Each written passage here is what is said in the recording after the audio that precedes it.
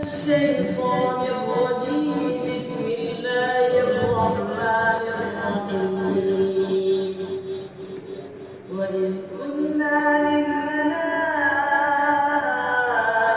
اسجدوا لآدم فسجدوا إلا إبليس أبى فقلنا يا آدم إن هذا عدو لك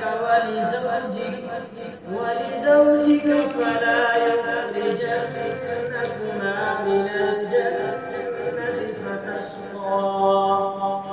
إن لك ألا تجوع فيها ولا تعرى وأنك لا تظمأ فيها ولا تضحى. فوسوس إليه الشيطان قال يا آدم هل أدلك على شجرة الخلد وملك لا يبلى.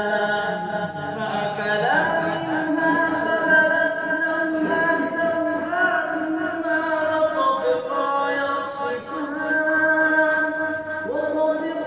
يخصفان عليهما من ورق الجنة. وعصى